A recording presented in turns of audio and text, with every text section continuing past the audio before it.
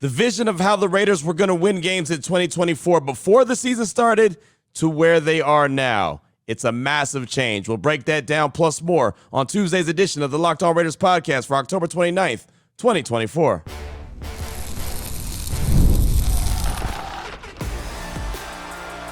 You are Locked On Raiders, your daily Las Vegas Raiders podcast, part of the Locked On Podcast Network, your team every day.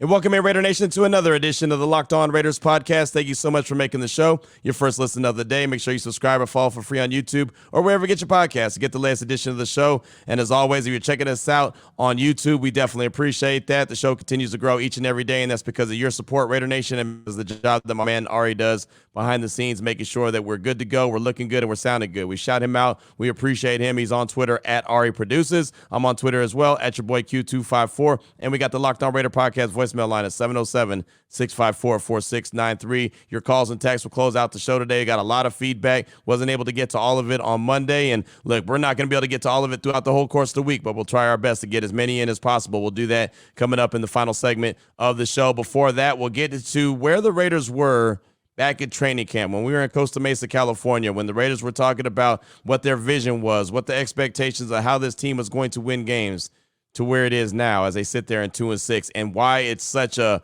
big difference and how it became such a big difference. That's all coming up in the second segment of the show. Here in segment number one, just news and notes of the day, as we always do, and we'll jump right into it after I tell you about the title sponsor of the show, which is Prize Picks. Right now, go to prizepicks.com/LockedOnNFL. Use code all lowercase LockedOnNFL to win $50 instantly when you play $5. So I was looking forward to the conversation that we were going to have with Antonio Pierce on Monday. I had about 4 or 5 different questions that I wanted to, make sure to ask and get to and get his thoughts on it. But once Vinny Bonsignore asked the first question, it felt like the whole press conference just kind of took a different twist, a different turn. And I just want you to hear the opening of the presser from Monday, Vinny's question, AP's response, and then, boom, Vinny's response after that, his follow-up. Thought this was some really good stuff. Only 35 seconds, but it really kind of set the tone for the press conference on Monday. Check it out. I'm just wondering, 8 games in now, the body of work that you guys have put together, are there some certainties that you feel are in place about this offense that you can comfortably say this is something that we can hit? No. How does that kind of shape some of the decisions that you make? Yeah, to be honest, answer the question, still trying to find our identity, right? Want to run the football, want to be physical up front and, win the line of scrimmage. That didn't happen last night. We got knocked back in critical moments. Not all the time, but in critical moments, especially when we're down there in the goal line. And then just really execution, just overall from the team, from the coaching staff, everybody. So first of all, it's alarming when there's nothing that you can identify that you do really well as an offense. Not that should come as a surprise, but it's just different to hear a head coach say that. And the way that he said it, no. Right? And then, well, how does that affect what you're trying to do moving forward? And then AP say we're still trying to find our identity. We're still trying to figure out who we are as an offense, what we want to do, which is wild because it's 8 games are in the books already, right? They're heading into week 9 and then the bye week, and they still don't have a good idea of who they are as a team. And I mean, again, it's not surprising because we see the games, we see how they play, we see how they execute, and we know that there's not one thing that they just do so great, but it's still surprising to know that they don't have a better idea, a better, just a guess who they are, right? And I remember when Josh McDaniels was the head coach and how we couldn't find the identity of the team. I remember talking to Lincoln Kennedy each and every week, and he would always ask me, Q, what's the Raiders' identity? I was like, I don't know. And that's when Josh Jacobs took over and decided he was going to be RB1 and he was going to be the identity of the team. And they became a Josh Jacobs run the ball first team and then go from there. But it took Josh Jacobs to step up and be that guy. The Raiders don't have that guy, in my opinion. I know Brock Bowers is a dude, right? And I know Jacoby Myers is a hell of a player, right? Those are the great 1-2 punch that the Raiders do have. But Brock Bowers can't just call his own number. He just can't say, well, give me the rock, give me the rock, give me the rock. Whereas a running back, at least Josh Jacobs could say, hey, this is going to go through me. I'm going to establish the run. The offensive line is going to block well enough, and I'm going to establish who we are. Brock Bowers needs someone to get him the ball consistently. So that's the difference between when Josh was able to say that, hey, this is my team, we're going to go as I go, as opposed to, a wide receiver like Jacoby Myers or tight end in Brock Bowers. even when Devontae was a part of the team, it's still he can't force the ball to go to him. As much as he wanted the ball to go to him, he couldn't be that guy either. It's a different ball game. So that's one area of concern. I don't know if before they get back to practice on Wednesday and start preparing for the Bengals, they're going to make some kind of change like we were talking about on Monday's show. I have no idea. It felt like by Antonio Pierce's answers that there could be some kind of change coming, even though he's multiple times said it's not just the play calling, it's the execution. He also said that we're going to continue to run the ball, even though we can't run the ball. He didn't say that they can't. He just said that we have to, right? Vic Tafur asked the question, about continuing to run the ball when you can't. Is there, do you get away from that? And he said, we can't. We have to run the ball, which he's right. I mean, they can't throw the ball 50 times a game, 55 times a game and think that's going to work. You can't. But I don't know where they're going to really establish how they're going to get a run game established. So that was something to pay attention to. I look forward to seeing kind of how things evolve, if things evolve, and look forward to our conversation that we'll have with him on Wednesday as they officially turn the page and start preparing for the Cincinnati Bengals. Also, found this to be pretty interesting, and Tony Pauline's actually going to be on my radio show later on this afternoon at 2:30 to address this. But he put out on his he's an NFL insider, and this was on, I want to say it was on Monday. I saw AFC West like rumors and reports, and so they referenced Tony Pauline, and he does, I forget the name of his website that he's on. I want to say it's like Skita or something like that. I forget. But he's been around the league for a long time covering them. But anyway, I was reading this, and I reached out to him immediately and asked him to be a guest on the show so he can kind of clarify it. So this report says that he's reporting league sources have blasted offensive coordinator Luke Getsy for the poor play of the unit that he oversees. He says the inconsistencies from quarterbacks Aiden O'Connell and Gardner Minshew is in line with Getsy's past working as the Bears offensive coordinator with Justin Fields, which I think we all talked about before the season. Wanted to see if it was more of a Justin Fields thing, if it was a Luke Getsy thing. Right now, when you see the lack of production from the Raiders offense, you feel like, okay, it's more of a Luke Getsy thing as opposed to a Justin Fields thing. He also goes on to say that criticism extends to assistants Marvin Lewis and Rob Ryan. He says that detractors close to the situation have told him that Ryan and Lewis have checked out and are basically just in Las Vegas to collect checks. Obviously, that's a massive, massive issue, especially when I thought Marvin Lewis was going to be a guy that was really going to be able to help out Antonio Pierce kind of ease into the head coaching job, because he was the head coach so long with the Cincinnati Bengals. He would have some really good experience with that and can help out as the assistant head coach. So that's obviously not a very good report. He also says sources have told Pauline Raiders GM Tom Telesco had concerns about the roster he inherited and believes it was overrated. He said that the team has been getting calls about potential trades for Max Crosby and teams are willing to give up a first-round pick for him. However, Crosby is reportedly in no rush to leave Vegas and is happy being a Raider. And then Diana Rossini of The Athletic also adds that Crosby would generate a lot of interest on the market. Sources told her Crosby is too valuable to the Raiders to sell. Also, NFL Network reports the Raiders do not plan to trade Crosby, and then they also worked out punter Brock Miller. That was per Aaron Wilson. So just a little bit of a Raider roundup right there when it comes to some news. But like I said, Tony Pauline, NFL Insider, is going to be on my radio show, Unnecessary Roughness, on Raider Nation Radio 920 this afternoon at 2:30 Pacific time to talk about all those different reports from Tom Telesco being concerned about the roster and it being a little bit overrated, and to the point of, Luke Getsy and what's going on with him. And look, I'm not going to point the finger and say it's all on Luke Getsy. He obviously plays a role, but there's a lot of blame to go around, including with Antonio Pierce, including with Marvin Lewis, including with, all 29 coaches that they have on the staff. So I just thought that was pretty interesting. And like I said, I immediately reached out to Tony Pauline to see if he can be a guest on my show to kind of take it a little bit further and give a little bit of clarification of what's going on. So please believe whatever he brings to the table this afternoon and is able to talk about, I'll bring it to the podcast coming up tomorrow and see what he has to say. Definitely look forward to that. So that's what I got for you for segment number 1 of today's Locked On Raiders podcast, news and notes of the day. Coming up in segment number 2. So what went wrong with the Silver and Black? Where did they go wrong from the vision they had in the offseason, in the preseason, in training camp to where they're at now, sitting there at 2-6? We'll do that in segment number 2 of today's Locked On Raiders podcast. Before we get to that, though, I do want to tell you about FanDuel, and you got to get ready to tackle the NFL action with FanDuel. It's America's #1 sportsbook. Right now, all new customers can bet $5 and get $150 in bonus bets if you win. The FanDuel Sportsbook app gives you everything that you need to place live bets on the NFL, and it's all in one place. You get a hunch in the middle of the game, you can check out the latest stats, view live play-by-play, and so much more on the same page where you place your bets. Visit FanDuel.com to join today. And again, you'll get started with $150 in bonus bets if you win the first $5 bet. Again, that's FanDuel.com. Never waste a hunch and make every moment more with FanDuel, an official sportsbook partner of the NFL.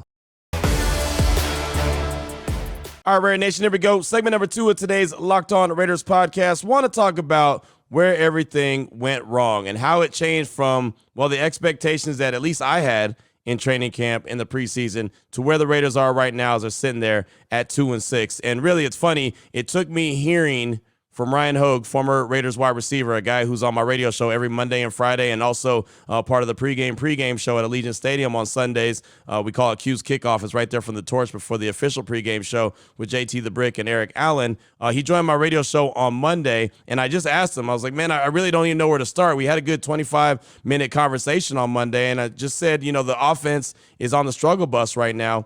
Where did everything go wrong, or how did it get to where it's at right now? And I thought he had a really good answer to that question about what went wrong with the offense. Check it out. Let's start with, our first key we talked about was making the simple plays simple, right? And especially at the quarterback position. We can get into it as far as the coaching staff, but let's talk about Gardner Minshew for a second. And I think what people are forgetting is that when the offseason was kind of figuring itself out, and the draft had come and gone, and free agency had come and gone, right? We recognized that the team was not going to be the team as it is not constructed for us to have the quarterback win us football games. Would you agree with that? Yeah, 100%. Absolutely. Right. It's like we were going to be a defensive-oriented team, and we were going to keep games close. We were going to be physical, and the goal was just don't lose the game. And because of that, I think there's been such an emphasis, right, from the media, from the fans, and a new coach kind of navigating how those waters, right? So they put so much of an emphasis on don't make mistakes. And you remember when Gardner got benched and Aiden O'Connell came in, and what did Coach AP say? He said, no turnovers, no turnovers, no turnovers. Like, that was all. And when I'm hearing that as a quarterback, right, all I'm thinking was just play not to lose. Don't play to win. Play not to lose. And that's fine. But, again, then your mindset shifts as a quarterback who all your life has been just going out and doing kind of what I'm paid to do, which is go make plays and be the guy. Now I'm just okay, right? I'm just going to try to do what I can. Well, yesterday was a great example. Gardner absolutely filled that criteria, right? I mean, 24 of 30. According to Pro Football Focus, he was the number one player on our team, like 78% of anybody on the entire Raiders in terms of grading out. He did exactly what we asked him to do, and we still lost the game. And that's where I think the issue is in terms of, like, from the coaching staff on down to just this mentality to the standard is the standard kind of expectation of what our team's going to look like, that we haven't adjusted. And we're asking Gardner to do his job. He did his job, and it wasn't good enough as a team, and that's the problem. So I thought that was a really good summary right there. Again, that's former Raiders wide receiver Ryan Hoag. Back in 2003, he was drafted as Mr. Irrelevant, but we do a segment every Monday and Friday called Nothing's Irrelevant. He brings up a lot of great points, get to sit in the press box next to him during games and kind of hear from his point of view what he's seen and where things are going wrong and where things are being executed correctly. But I thought that the point that he brought up about how this team was established and the understanding of what this team was going to be and what they were going to do. The defense was going to be really good, right? I even talked about the point that the defense was going to be elite. That was the expectations of the head coach. That was the expectations of the team, that this was going to be a defensive-minded team. They were going to have a solid run game. They're going to run really strong, just like they did on Christmas against the Chiefs.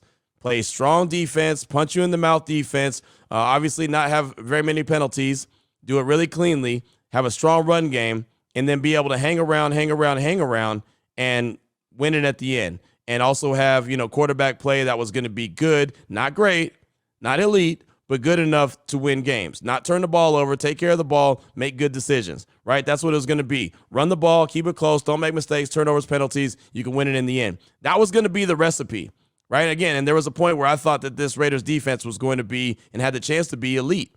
And that probably could have worked then. But the one thing that we always did say, even with that being said with the defense, only because it's 2024 and we know how the league is set up for offenses to succeed, we all talked about, okay, the offense has to be able to complement the defense. Now, since that has happened, since the season got underway, one, the Raiders defense has not been elite. It's been good at times, but it's definitely not been elite. That's for sure, right? They've been good at best, right? They've been inconsistent.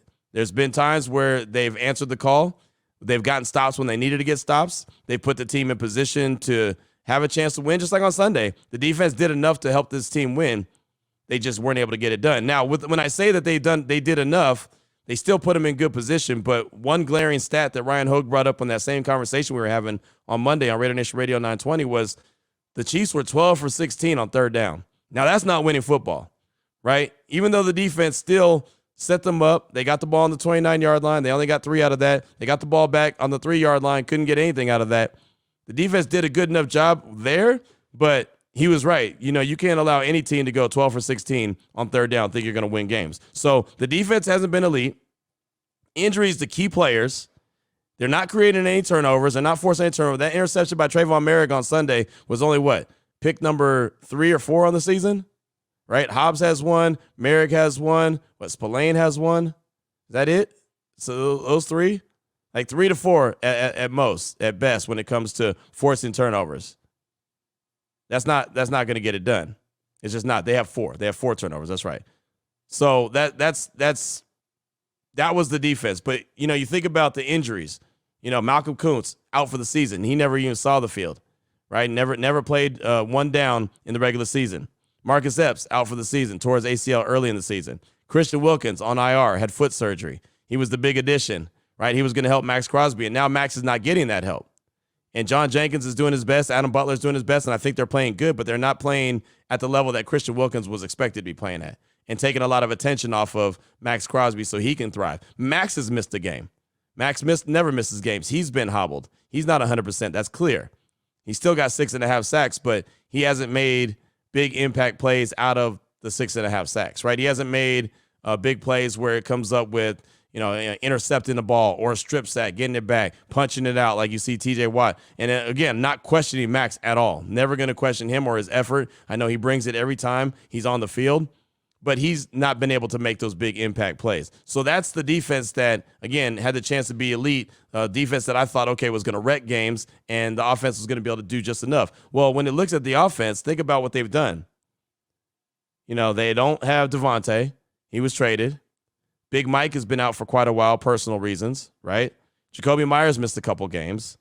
They went from the quarterback play, went Minshew to O'Connell. O'Connell gets injured, back to Minshew. Desmond Ritter's in the mix, right? They have had inconsistent quarterback play, massive turnovers when it comes to the quarterback. Minshew's leading the league in turnovers, right? Again, something that was non-negotiable. They couldn't do. The running game has been non-existent. Zamir White, he hasn't been the guy that he was the final 4 games of the season, where he looked really good, and especially in that game against Kansas City. He's not that guy. Alexander Madison's been their best back, and he's not been fantastic, not because of him, because the offensive line can't get any push, can't generate any holes. I mean, think about this. When it comes to the Raiders' run game, again, remember, they're supposed to lean on their run game and their defense. Josh Jacobs in Green Bay, and I don't like to bring up the X, but that's what it is. Josh Jacobs in Green Bay has 662 yards rushing on the season. The Raiders as a team only have 632 yards. So he's out rushing the Raiders by 30 yards on his own. Has multiple touchdowns. The Raiders obviously have multiple touchdowns on the ground as well. But he's doing it. He's doing the bell cow work there in Green Bay. And the Raiders can't get it going offensively on the ground at all. And look, I don't even guarantee if Josh Jacobs was a Raider and was in the backfield, he'd be able to run behind this offensive line. The offensive line just has not been good enough. And a lot of that is because it's been patchwork. I mean, look how many different variations of the offensive line we've seen. Now Andre James, the center, is banged up. We'll find out on Wednesday if he's going to be healthy to go, or if Jackson Powers-Johnson is going to have to go back into the center position.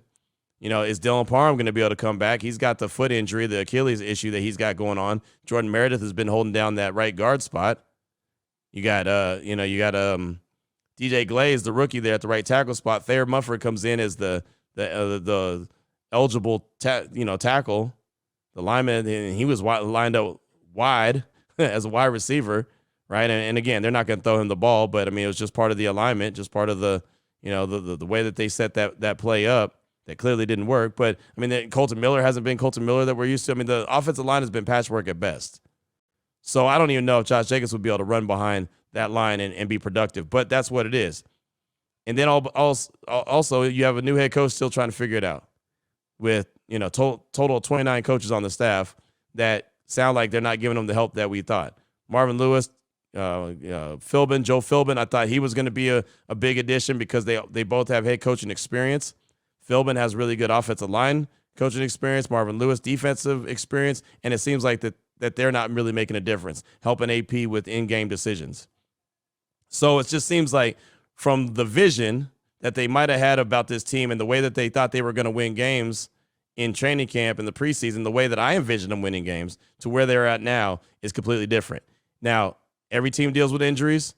Every team deals with execution that might not be great, so you can't use it as an excuse. But it just feels like when you lay all that on the line and you kind of let it be known what's been going on, kind of makes more sense why the team is not better than what they are. And they've had missed opportunities like they had on Sunday to take advantage, and they just can't get it going. There's too many missing pieces, missing parts, or holes in their game that I just rattled out to not understand why they're as bad as they are. And there's no other way to put it. They're just a bad team right now. It's unfortunate, but that's who they are. Your calls and texts are coming up next in segment number 3, 707-654-4693. It's here on the Locked On Raiders podcast. Before we get to that, though, I do want to tell you about a couple great sponsors here on the Locked On Raiders podcast, including Hillsdale College. And time is our most precious commodity. Don't waste it scrolling through the same mind-numbing content for hours and hours. How you can spend it wisely to improve yourself is the question you have to ask, right? History, economics, great works of literature, the meaning of the U.S. Constitution. You might have studied some of those in school. You might have studied them to the level of I studied them, where it was very loosely, or you might have really paid attention, right? Whatever you did, maybe you need a refresher course. Well, that's cool because that's where Hillsdale College could come into play. Our sponsor, Hillsdale College, is offering more than 40 free, that's right, free. If it ain't free, it ain't me. Free online courses, including Constitution 101, The Great American Story, The Rise and Fall of the Roman Republic, and many, many others. All of Hillsdale's courses are self-paced, so you can start whenever, tune in whenever. Plus, you can go deeper with reading, quizzes, discussions, or just enjoying the lectures. Right now, go to hillsdale.edu/lockedon to enroll. There's no cost. That's the best part. There's no cost. It's easy to get started. hillsdale.edu/lockedon to register. Again, hillsdale.edu/lockedon. I also want to tell you about Prize Picks. Right now, you need to download the app.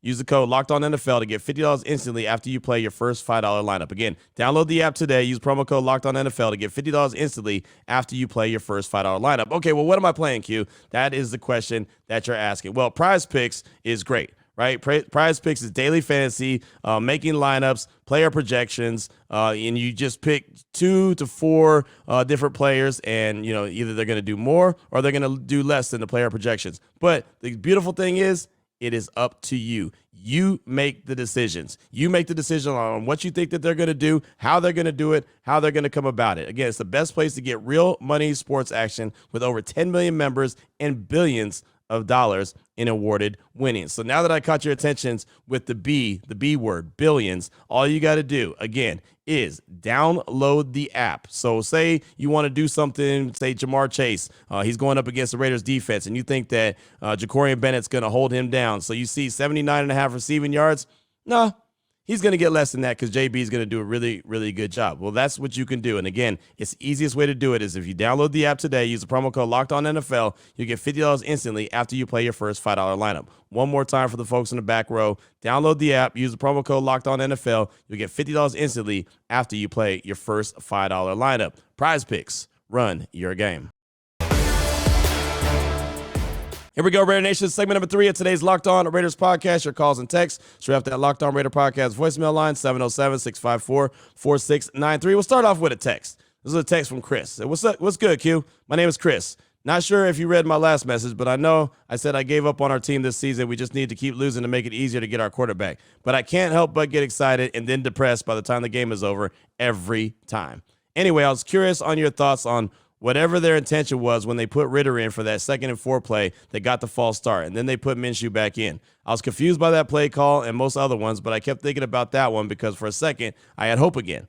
After watching Ritter's tape from last year, he's a decent scrambler. So my thought is that they put him in for a scramble or RPO play to get that short first. What were your thoughts on that? I was going to follow up by asking if you think they'll swap quarterbacks, but you already mentioned you think it'll happen after the bye week. That's a text from Chris, and thanks so much for the text. I do appreciate you. And, yeah, I think that's exactly what it was. I think they put him in to use his legs because he is very fast. He's a bigger dude. He can pick up a first down, some kind of RPO style play, right, or just a straight quarterback run. I thought that was the goal, but then when they had the false start, I was like, okay, well, that's not going to work, right? So it was one play. He went out, and again, I do think if they make a change, and I'm not guaranteed that they're going to make a change, but if they do make a change, I think that they'll make that change coming up after the bye week. That just, to me, makes the most sense because they'll give more time. They'll have more time for him to get prepared and be ready to go with whatever the game plan calls. So that's just my thoughts on Desmond Ridder. But I think you're absolutely right. I think it was a run play, RPO, whatever the case is, using his legs, his athletic ability to pick up the first down and maybe a little bit more. Thanks for that text. I do appreciate you. Up next, got a call from Brother Dre in the A. He's calling to talk about a few things, including Desmond Ridder, Big Mike, that's Michael Mayer, and more. Here he is, Brother Dre in the A. What up, Q? Brother Dre in the A. Hey, listen, Q, I got a couple things for you today. Number one, when it comes to Desmond Ridder, obviously me living here in Atlanta, saw him play a lot up close and personal here. And, you know, with him, it becomes like a feast or famine kind of thing. He could just as easily have a dazzling, remarkable play, and you're left saying, wow, man, that was really good. And then he'll turn right back around and make a huge mistake unless you're saying like, wow, man, what just happened? So, you know, the inconsistency, if he can clean that up though, I think he has a chance to, you know, to do some good things for us. Perhaps, from the time that he spent here and the time on the practice squad and all the trials that he's gone through, since being a starter here in Atlanta, maybe he's learned some things, cleaned up some things, and he could be very good in the future. So hopefully that's the case, and that's kind of what we're looking at when it comes to him. Number two, when the year started, I was really, really looking forward to seeing the 2 tight end set, with both Brock Bowers as well as, Michael Mayer. And, unfortunately, we haven't been able to see that. I'm very, very concerned about Michael Mayer. I know every week, they say that he's out for personal reasons. I don't know if he's coming back this year at all. You know, every week I wonder, man, it'd be great if he's back. So Big Mike, if you're listening, man, we really want you and need you back, sir. So I hope that you're good and hope all is well with you, because we'd certainly like to be able to see who, regardless of who the starting quarterback is, to see at least that deadly 2 tight end set. I think that would be great for us, and I think that will certainly help us a lot given where we are right now. Anyway, Q, take care and keep doing what you do, bro. Love you. Raider Nation is the best nation, the only nation that's out there. Brother Dre out. Later. Dre, thanks so much for the call. Appreciate you. And yeah, by no means do I think Ridder is the guy like ultimately going to be the franchise quarterback. I don't believe that at all. I think that he could probably end up being a really good backup. He's a young dude. He's had starting experience. You know, he's thrown touchdown passes, but he's also thrown interceptions. Like he's had turnovers, and you know the Raiders can't afford to have too many turnovers. But maybe with his athletic ability and the shaky offensive line, maybe he could do a little something. Like I said earlier to Chris, I think that he's a guy that'll probably get some action after the bye week, unless Gardner Minshew just really stinks it up in Cincinnati. I just don't think that you put him on the road and decide that he's going to go out there and make it do what it do. I think he's a guy that they wait for a while. They let him get a whole week of practice, and then he's ready to go. So that's just me. And, yeah, I'm like you with Big Mike. I just would like to see him come back. Of course, I'd like to see him come back and play, but I'd like to just make sure he comes back and he's good, right? Just as a man, I hope that he's good. Whatever personal situation he's got going on is personal, like I mentioned before, and you know, we just hope that he's in a good state of mind. He's in a good place. And if he can return to the silver and black, he does at some point. If not, again, I just hope that he's good for him moving forward, him and his family moving forward. So thanks so much for that call. I do appreciate you. Up next, got a text from Al in L.A. So what's up, Q? You probably won't read this, but, man, this team is bad. I'm stuck in the middle with wanting a high draft pick and at the same time hating to lose, especially against division opponents. I hate to be the I told you so guy, but I told you so. AP was never the answer. We can't keep lowering our standards to wanting to hire guys that, let's face it, would not even get interviews around the league. Hopefully I'm wrong, but man, this looks awful. Keep up the great work. Just win, baby. That's Alan LA. Thanks for the text. I do appreciate you. And, well, he did get interviews around the league. Remember the Tennessee Titans interviewed Antonio Pierce. So, and they were serious about their interview. The New York Giants wanted to interview him. So there was multiple teams that did actually, in fact, want to talk to him. He might not ultimately be the right guy for the job. I'm not, as I've said for weeks now, that I'm not just going to bail out on him and say that he's not the right guy after saying that he was the right guy. I'm not going to do that after 8 games. I'm not going to do that after 1 year. We'll see how it all plays out this season. We'll see what happens when he goes into the offseason. There's obviously some other people in play now that could have a role in this, like Tom Brady. I don't know what he thinks about Antonio Pierce. We'll find out sooner rather than later. He might say, yeah, he's not the right guy for the job. We got to get him out of here. And then maybe they do. Or maybe they say, you know what? Let's give him some time to try to build this thing. Don't want to continue with this carousel. So you could be right. I say it all the time. If you feel the need to pound your chest and do the victory lap, go for it. I'm not that guy. I've been right about a lot of things, but I just don't bring it up because it's not that serious. So it is what it is. I hope that he's the right guy for the job. I hope he gets it done. I hope he gets things turned around, but we'll find out sooner rather than later, right? I mean, this season obviously is what this season is. 2-6 is not good. We know that. So, they'll get to what they got to do, right? And we'll see what happens during the bye week. Maybe they'll make some changes during the bye week. Don't think that that's what the head coaching position, but maybe with some other coaches. So thanks, Al, for the text. I do appreciate you. And I don't know, don't doubt yourself, man. You don't have to tell me I won't read this. I don't know why. I don't know why you doubt yourself, my man. But thanks for the text. Up next, got a call from Army Raider. He's calling to talk about the game, what he saw from it, and what he's really fired up about. Here he is, Army Raider. Hey, Q, it's your boy, Army Raider. That was a tough way to lose. The Raiders honestly probably should have won that game. So I just got, a couple things to say and a couple things I'd like to see going forward. Number one, if Luke Getsy does finish the year, which, it sounds like Antonio Pierce wants to stick with the guy, then that says a lot about Antonio Pierce's readiness as a head coach. I mean, Luke Getsy called a pretty terrible game. You get the ball at the, 1 yard line with 3 plays to score, and then you lose 2 trying to run it up the middle. And on 4 plays at the goal line, Brock Bowers doesn't even see 1 target. In fact, Brock Bowers didn't see a target from 12 minutes left in the second quarter until about 6 to 5 minutes left in the fourth quarter. That is malfeasance, just absolutely, I don't even know how to explain that. Add in the fact that you keep trying to run it up the middle when Andre James and JPJ were getting blown 3 yards back every time they tried to do it. Just stop. Just stop. Try something different. Luke Getsy was considered the worst offensive coordinator when he was with the Bears. And once again, if you look around what everyone's saying, he's considered the worst offensive coordinator in the league with the Raiders. Feel bad for the defense. They played their hearts out. They actually played a good game against the Chiefs. I'm not even going to hate on the defense. You know what I mean? They made the plays when they were supposed to. They did what they had to do. The offense, on the other hand, well, we won't get into that. 2 things I'd like to see, though, going into next year with AP's second year.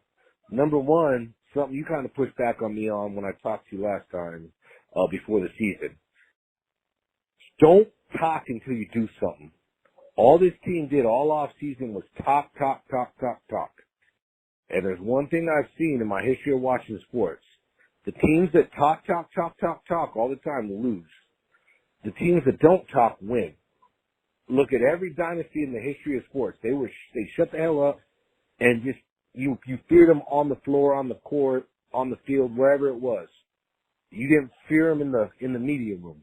And all the Raiders, the only place the Raiders have been tough this year is the media room. Second thing I'd like to see is joint practices. I think we'd have a better gauge of this team if we actually joint practiced against another team. We didn't want to. And look at us now. Anyways, those are my thoughts. Army Raider out. Army Raider, thanks so much for the call. Appreciate you. The play calling was bad, right? From the end of the first half, right? When they decided to get ultra conservative and not really push the ball, try to get the ball down the field, try to score, right? You're playing against the Kansas City Chiefs. They haven't lost the game since the last time you beat them last year, and you decide to get super conservative, give them the ball back with 58 seconds and a timeout. They ultimately go down and score. I was actually surprised that all they scored was a field goal as opposed to a touchdown. So, it's just, that was bad. And then the second half just seemed like in no rhyme or reason. And obviously the worst, it really bubbled up when they're at the 3-yard line, 1st and goal, and they can't punch it in. Like, you've got to, I said it on my radio show on Monday, where was Zach Crockett? Right? Remember old school Zach Crockett? You got him in the game. You knew he was going to get the ball 4 times, 14 blasts, and he was going to score. Right? I mean, that's just the thing. Where was Zach Crockett? Right? Because somebody call him up. Dial up Zach Crockett and be like, hey, man, need you at the 3-yard line. I mean, it's just that's real. If anything, maybe that was a place to have Desmond Ridder come in and use his athleticism, but I'm sure after the false start, they probably didn't want to go back to that again. So thanks for the call, my man. I do appreciate you. Let's see. Got a text from Jay Rader in the 954. He says, Raiders just showed how much they are in need of better quarterback play. Once again, a turnover cost us big. Keep playing, keep fighting, regardless where we draft. Try to trade up for that guy. Love my Raider for life. That's Jay Rader in the 954. And yeah, I mean, they do. I have a list of right over here. Let me get it real quick. This is my to-do list for the Raiders. And I know it's only October, late October, almost November. They need a legit running back, legit quarterback, legit established offensive coordinator. That's a big deal. And they also need a playmaker on defense, a guy that if he's around the ball, he's going to make something happen. They need that guy. I don't know if that's a corner, a safety, linebacker, whatever the case may be. They need one guy who's a dude, who's a playmaker, and that's on my to-do list. and that's my to-do list for the team, not for me. But thank you so much for that text. I do appreciate you. We'll close out with a call from Mr. Pigface. He's calling to talk about the game, what the game changer was, and also doesn't care anything about the media and our thoughts. LOL. He's not happy, as you can imagine. Here he is, Mr. Pigface. Mr. Pigface, Salt Lake City.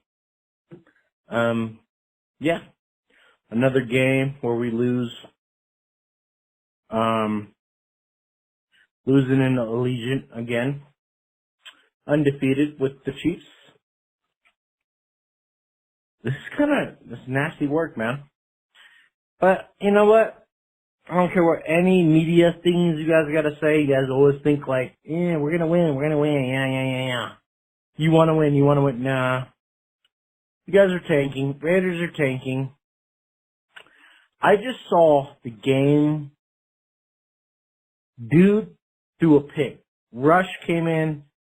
Mahomes throws the pick. Throws it up.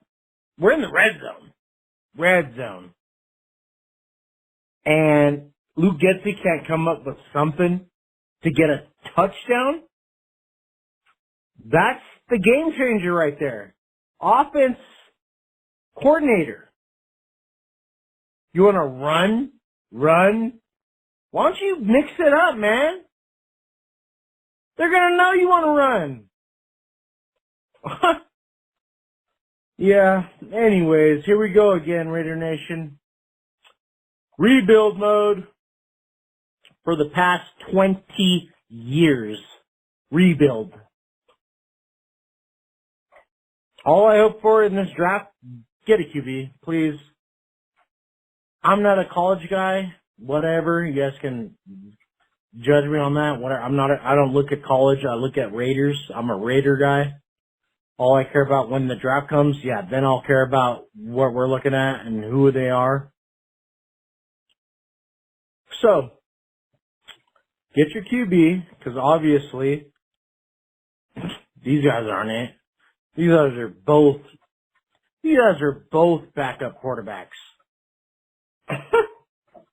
Minshew, O'Connell are both backup quarterbacks. Man, defense shows up. I got hyped when the interception happened. We're in the red zone. I'm like, and then third down comes around. I'm like, no way. There is no way we don't score a touchdown here. This is what oh my God. 10-17, and you guys don't get a touchdown there? Yeah, here we go. Losing. I'm watching the game now. Losing. We're going to lose it. Lose to Allegiant again. Yep. Good job, Raiders. Good job. I get it, though. We're rebuilding again for the past 20 years. Good job, guys. Big Face, thanks for the call. Appreciate you. I hear your frustrations. I understand them. I do watch college football. There is some really good quarterbacks out there that is going to be available this year. There's a bunch of them that I like. I just watch college football for playmakers, not only at the quarterback position, but all over the field, right? From wide receivers to running backs, offensive linemen, defense. I mean, there's a lot of great players that are going to be playing on Sundays, right? And there's going to be a lot in the draft. And Tom Telesco's job is going to go out there and get the best for this team and build this team up. But it starts with the quarterback position. There's no doubt from that. So thanks so much for the call. I do appreciate you. And yeah, it's always funny to me when people start blaming the media and start talking about, their feelings or how they say it and they're affecting the team. Media ain't affecting the team. If the media is affecting the team like that, if they're listening to the team and they're being affected by what we say, then there's a bigger problem. And it's definitely not us. But I get you. I know where you're coming from. Thanks for the call. Appreciate it. Let's close out with a text. Text from Mason. Hey, Q. Going to try to keep this one short after Sunday's loss. I respect you a lot for never calling for someone's job. A lot better than me. But it's time to kick Getsy out the door and let it smack him in the rear on the way out. Getting the ball on the 2 and not being able to score, then going for it on 4th from the 7 is some of the stupidest things I've ever seen. Also, all these people calling for AP's job got to chill. Yes, it has to be better than he is with the decision-making, but come on. He will improve. Look at the Lions when DC took over and now. Just take it with a grain of salt. Not as short as I wanted, so my bad, Q. Love what you do, man. Raider Nation for life. Raider Nation Mason out the 406. Yeah, thanks for the text, and I'm with you. I'm not trying to bail on AP. Everyone's calling and texting with their victory lap about he's not the guy, he's not the guy, he's not the guy, even though there was a whole stadium, right? There's so many people that are like, I didn't say that. There was a whole stadium, week 18 in 2023, that was chanting AP, AP, AP. I was there. There was a whole stadium, Allegiant Stadium, chanting his name when they beat the Broncos in Week 18, letting it be known that they all wanted Antonio Pierce as the head coach. Now he gets off to a 2-6 start and nobody wanted him, right? And, of course, that's typical. But nobody wanted him. Everybody was right. Everyone was right but me. Like I said, I'm not going to bail off of that. I'm going to stick with AP. I still think he's the right guy for the job. I know it doesn't look good. I get that. But I also think it doesn't look good just to consistently fire and hire, fire and hire. Fire and hire. At some point, you got to let a dude do his job and see how he does and hope that it continues to get better. And that's on him. He's going to have to figure that out. But I'm not that guy that is trying to all of a sudden bail on him after 8 games. Like, this very well could end up being a terrible season. They could end up 3-14 for all we know. But I still think that he needs to have an opportunity to coach the team with a quarterback, one, that's competent, his defense playing like he wants it to play, right? The run game, having an established run game. Like, what his vision is has not been, as we talked about in segment number 2, it has not come to fruition yet. And that's what he needs to have an opportunity to do. Coach up a team that is in the vision that he shares. Now, again, some of this is on him, just like it's on the players. It's on the other coaches. He's got to get it figured out. But 8 games into his coaching career, as far as the interim coach, it's kind of, or, as far as the full-time coach, not being the interim coach, is a little quick to say, hey, pull the trigger on him, and he's out of there. But, again, I don't make the final decision. You don't make the final decision. Mark Davis and the rest of the ownership and everyone else in that building will end up making that ultimate decision. But thanks so much for that. I do appreciate it. And that's all I got time for on today's show. Went a little bit longer than expected. Do apologize for that, but Ari's always holding me down, so I appreciate him. So tomorrow we'll have more calls and texts. We'll have more news and notes. And, of course, we'll have plenty of conversation here as we continue to navigate through this week and get ready for Week 9 action, the Cincinnati Bengals. Until then, Raider Nation, take care of yourself, take care of your family, love on your family. Most importantly, as always, just win, baby.